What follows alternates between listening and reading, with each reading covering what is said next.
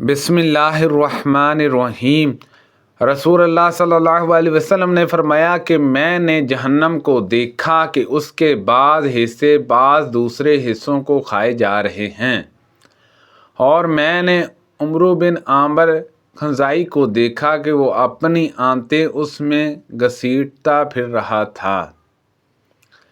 यही वो शख्स है जिसने सबसे पहले सांड छोड़ने की रस्म आज़ाद की थी। रसूलुल्लाह सल्लल्लाहु अलैहि वसल्लम ने खुतबा दिया और फरमाया कि ऐ लोगों, तुम अल्लाह के पास जमा किए जाओगे, नंगे पाँव, नंगे जिस्म और बगैर खतने के। फिर आप सल्लल्लाहु अलैहि वसल्लम ने ये आयत पढ़ी, जिस तरह हमने अव्वल बार पैदा करने के वक़्त इब्तिदा की थी, इसी तरह इसे दोबारा ज़िंदा कर देंगे। हमारे ज़िम्मे वादा है, हम ज़रूर इसे करके ही रहेंगे। आखिरी आयत तक। फिर फरमाया, क़यामत के दिन तमाम मखलूक में सबसे पहले इब्राहीम अलैहिस्सलाम को कपड़ा पहनाया जाएगा। हाँ, और मेरी उम्मत के कुछ लोगों को लाया जाएगा और इन्हें जहन्नम की बाईं तरफ ले जाया जाएगा। मैं अर्ज़ करूँगा, मेरे रब, ये तो मेरे उम्मती हैं।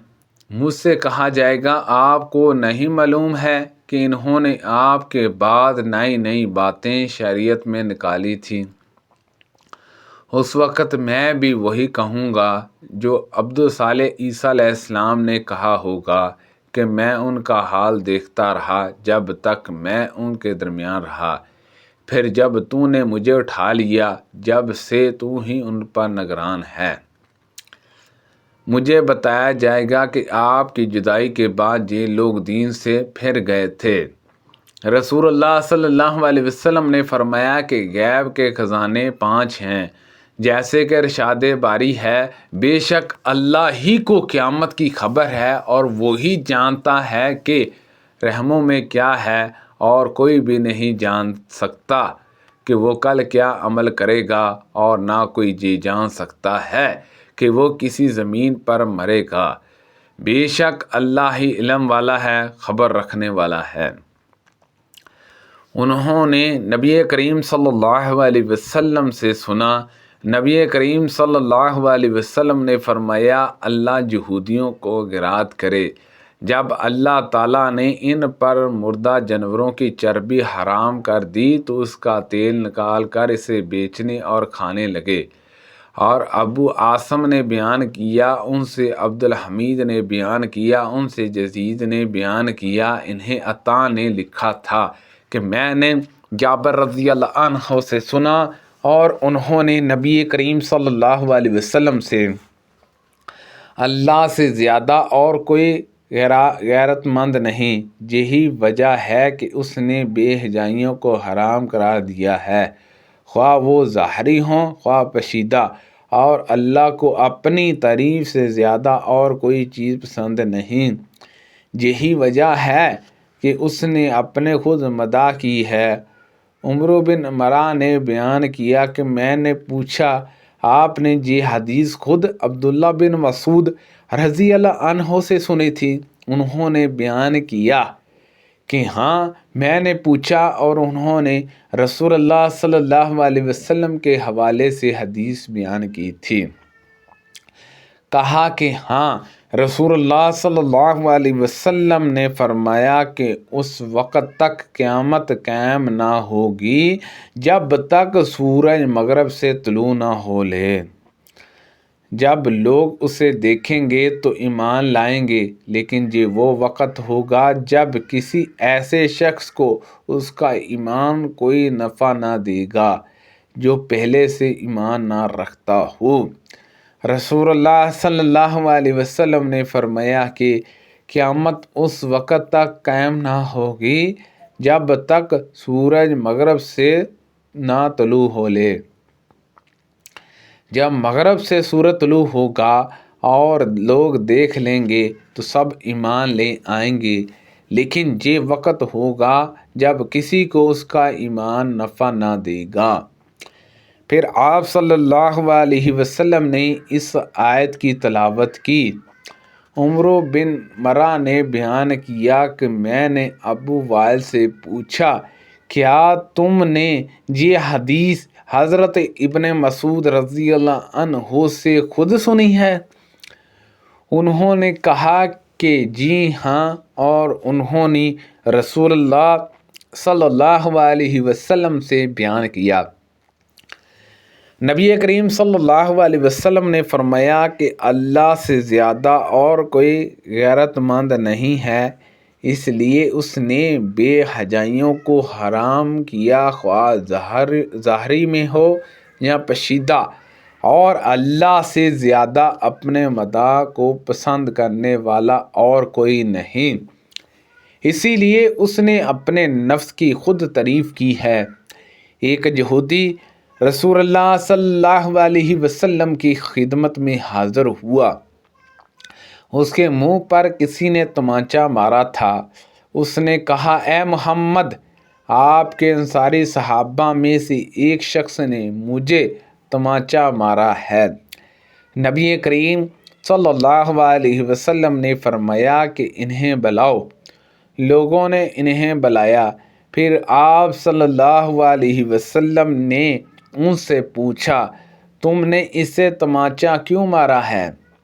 اس نے عرض کیا یا رسول اللہ صلی اللہ علیہ وسلم، میں یہودیوں کی طرف سے گزرا تو میں نے سنا کہ یہ کہہ رہا تھا، اس ذات کی قسم جس نے موسیٰ علیہ السلام کو تمام انسانوں پر فضیلت دی۔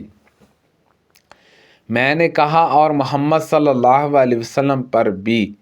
مجھے اس کی بات پر غصہ آ گیا اور میں نے اس سے تمانچہ مار دیا۔ نبی کریم صلی اللہ علیہ وسلم نے اس پر فرمایا کہ مجھے انبیاء پر فضیلت نہ دیا کرو، قیامت کے دن تمام لوگ بے ہوش کر دیے جائیں گے، سب سے پہلے میں ہوش میں آؤں گا، لیکن میں موسیٰ علیہ السلام کو دیکھوں گا کہ وہ عرش کا ایک پایا پکڑے کھڑے ہوں گے۔ اب مجھے نہیں معلوم کہ وہ مجھ سے پہلے ہوش میں آ گئے یا طور کی بے ہوشی کا انہیں بدلہ دیا گیا۔ حضرت ابو بکر اور حضرت عمر رضی اللہ عنہما کے درمیان کچھ بحث سی ہو گئی تھی۔ عمر رضی اللہ عنہ ابو بکر رضی اللہ عنہ پر غصے ہو گئے اور ان کے پاس سے آنے لگے۔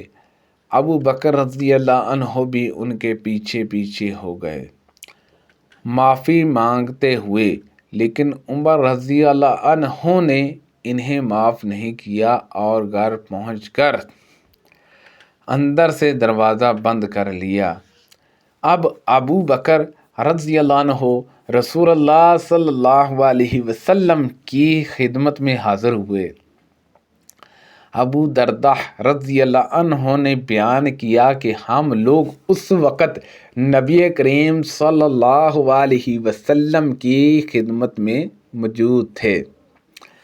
نبی کریم صلی اللہ علیہ وسلم نے فرمایا کہ تمہارے یہ صاحب یعنی ابو بکر رضی اللہ عنہ لڑ آئے ہیں۔